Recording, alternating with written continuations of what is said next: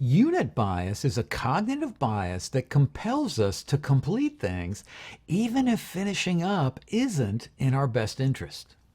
Hi, I'm Graeme Newell. My speeches and webinars show you how to use the latest brain science insights to avoid costly mistakes. Click subscribe and the bell below to see more of my videos. We order that large pizza and gorge ourselves, but there's still a few slices left. Despite the fact we know it's going to make us overly full, we're just weirdly compelled to finish it up. In a perfect world, we'd open up a soda can, drink until we're satisfied, then leave the rest behind. But that's not how we do it. We almost always drink the whole thing. Researchers tell us that our brain has a tendency to see the world in single units. We tend to skip over the size of those units. To our misguided brain, that little cup of coffee is pretty much the same as that tankard of Java. And the same is true for a lot of other things in our lives. We don't object to paying the same ticket price for a short movie versus a long movie. That's because we don't see it as 120 individual minutes of entertainment.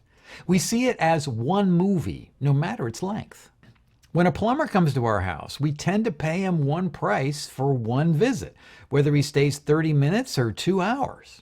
We tend to get the small stuff done on our to-do lists because checking off a lot of small tasks makes us feel better than checking off just a few big tasks. Researchers studied emergency room doctors and found that when the ER got busier, physicians tended to seek out cases that were less serious.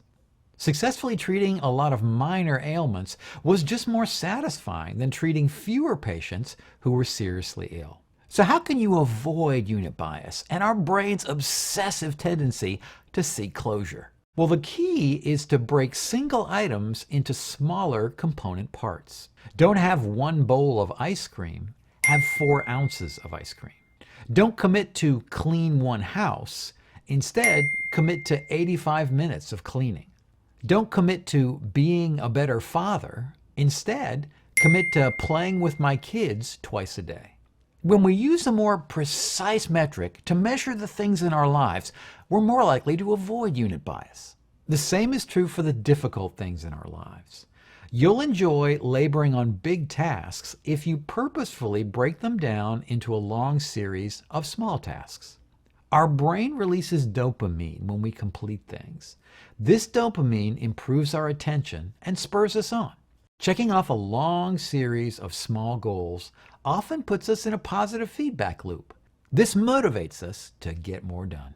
Right now, I'm working on another video on how cognitive biases tempt us to make bad choices. If you'd like to be alerted when that video is completed, just click on my face below to subscribe. And be sure to click that alert bell too. And I've created tons more videos on how brain science can help you make smarter choices.